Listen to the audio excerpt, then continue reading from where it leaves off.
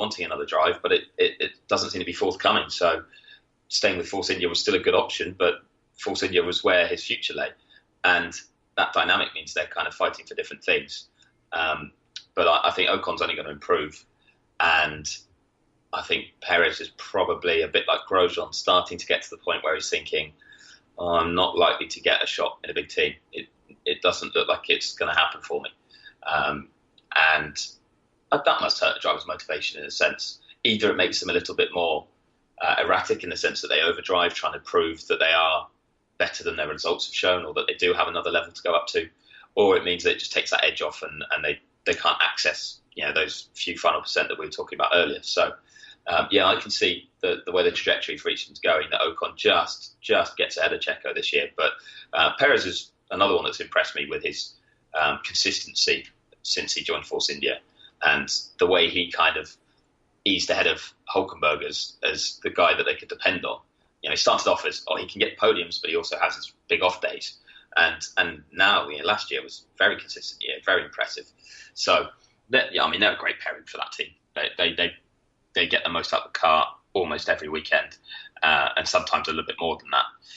But it's just keeping the two of them apart, I think, will be a bit of a challenge for Force India. They need to make sure, especially this year when I think they'll have much sterner tests from other teams in the fight for fourth.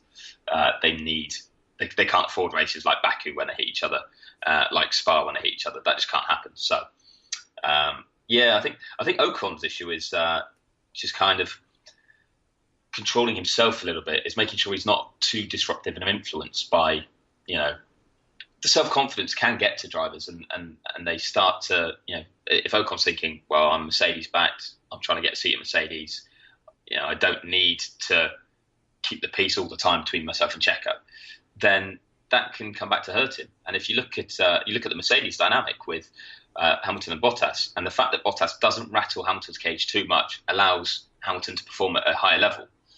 So that's what Mercedes will be thinking if they ever look to replace Bottas with Ocon.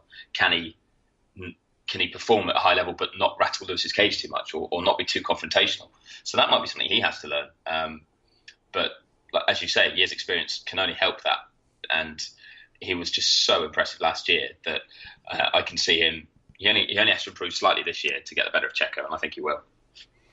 P4 in last year's championship for Force India, Chris, albeit 50% fewer points than Red Bull in third. So they were a comfortable fourth, well ahead of Williams in fifth, but well behind Red Bull in third. You think they might be holding station this year? Kind of, sort of? I know you said you thought Renault might be leaping into that P4 situation, but do you think Force India could hold on to something thereabouts, or do you think they might make a significant drop in their constructors' standing? Yeah, I'm going to risk the writing off of Force India that I keep risking and keep getting wrong. But I think they're going to be in that mix quite often. I think we'll see Force India fighting with Renault, fighting with Haas at the start of the year, fighting with McLaren. But I think by the end of the year, they're just going to have bigger tests than they had last year. Like you said, they were in no man's land last season. They had it all to themselves, and they could be conservative with their strategies. They just knew they had the fourth quickest car for so much of the season that they could just sit in sort of 6th, 7th, 8th places in each race and pick up those points. And there was a scrap going on further behind them, and teams taking points off each other.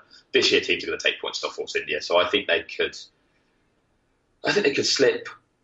I'd probably put them 6th this year. I think they'll just slip behind Renault and McLaren, and it'll be an interesting fight between Force India and Haas. But I'll back Force India's experience and ability to develop a car and produce a good car to give them the better of that battle. Interesting. All right, we are down to the last two of all the teams that I am going to be watching in terms of driver development and that fascinating, could they be the next stars, the next champions? Toro Rosso with the Honda power unit installed. I love what I think we might see from Pierre Gasly and Brendan Hartley. Before we get to them, though, Chris, we've unplugged the thing that was the bane of McLaren's existence. It's moved over to a different team. Does that mean that they have swallowed the poison pill? Or does this mean that maybe different team, different culture, just different everything, that there might be a more positive relationship in terms of what they put up for finishing results under this Toro Rosso Honda badge? Is there something there you think that might not have Gasly and Hartley, standing next to steaming heaps as often as recent Honda form has shown us might be the case? Yeah, I mean, I've got to admit, I do some work for Honda in Formula One, so I've kind of seen quite closely its struggles, but also sort of the way it's tried to counteract them. And there was no doubting that it was a bit of a horror show for the 3 years from McLaren, but that wasn't helped by McLaren's demands and the situation, the way it got to. Mainly the final year, Honda needed to improve quickly. The pressure was on hugely after pre-season, and it just went into panic mode, really, and trying to develop any potential gain it could find and get it on the car as quickly as possible. And it's just not. It wasn't a good atmosphere, a good setup to find improvements. It was rushed and it was almost desperate from both sides because McLaren had run out of patience. And eventually, both admitted, it's better for us to have a clean break. Toro Rosso got to reset. They've got 3 years with. Honda got to reset. They got 3 years with Toro Rosso. And they can go, right, we're going to give you a reliable engine for the start point, because Toro Rosso is not frustrated by the last 3 years. It's got a new opportunity. It's a fresh start. So just the approach has changed. And, I mean, pre-season testing was impressive. There was definite progress in terms of reliability, but also when it turned the power unit up a bit, there was something there. I think got to look to 2016 as a bit of an example when McLaren was more competitive.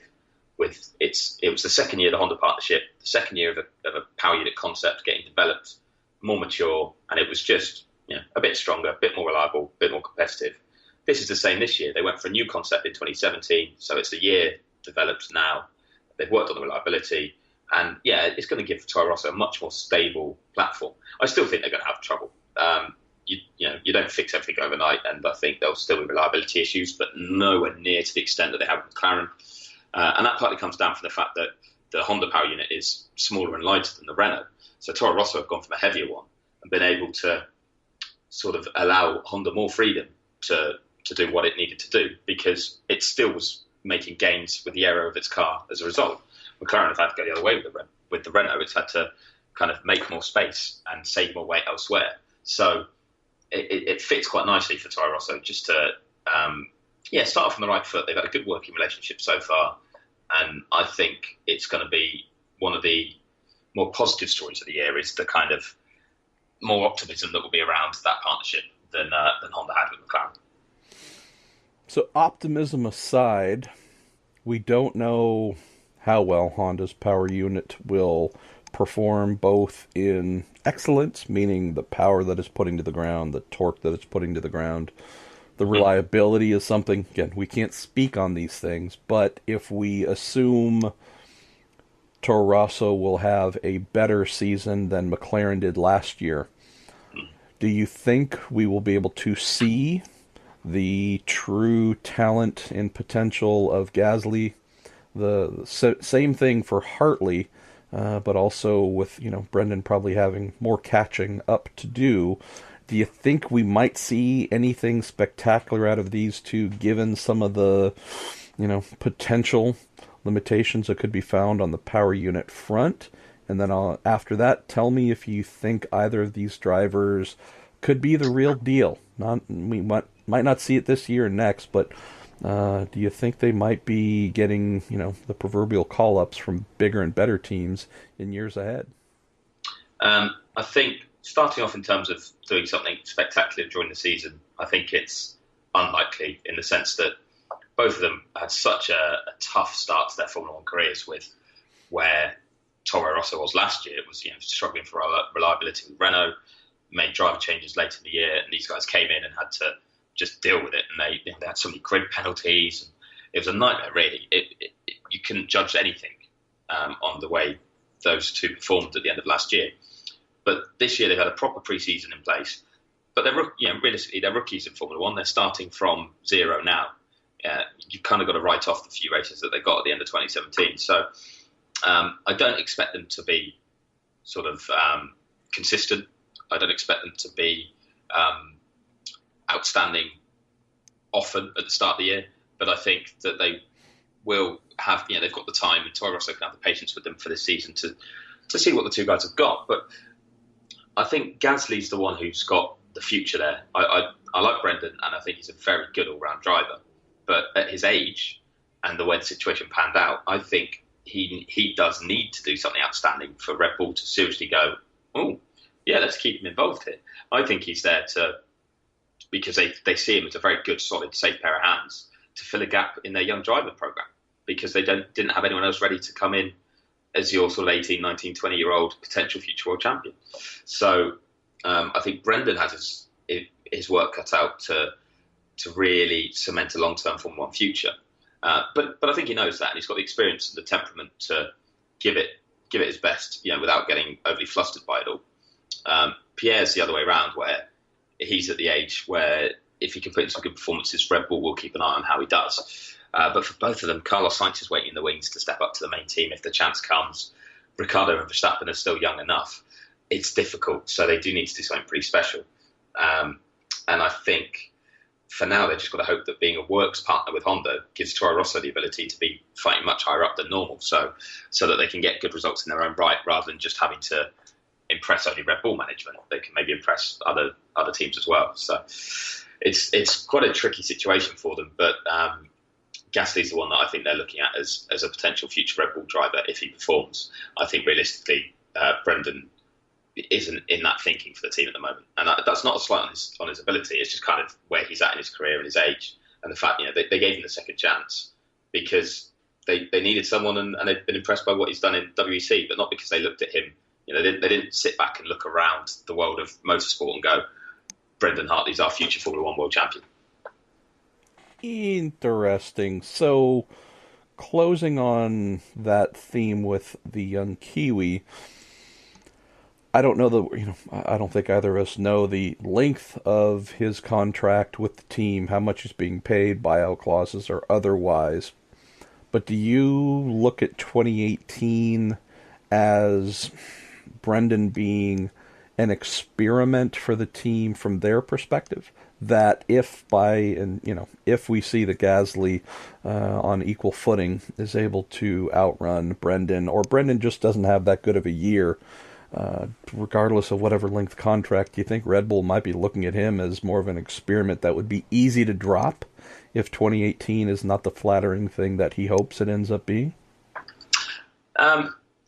Yes, really, because I think they're looking at it that they know that they'll get a certain level out of Brendan, that he's not going to be struggling as such because of his experience with big teams and what he's achieved in work, his versatility.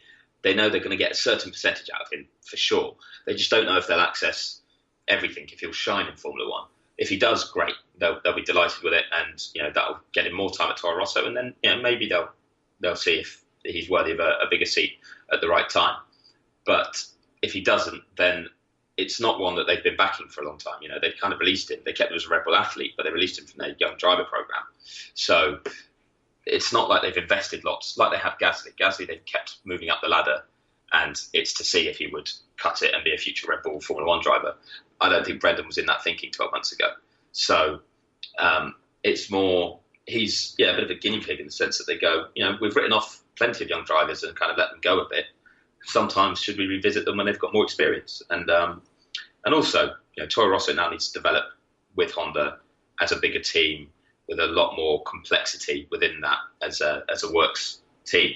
And he has such experience of big teams from WEC that his experience is really valuable for them right now.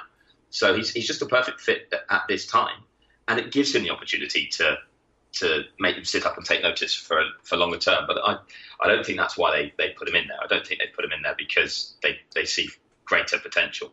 I think it's because they know what they're going to get. They know he's a very good driver, and they need him for Toro Rosso, not that they need him for Red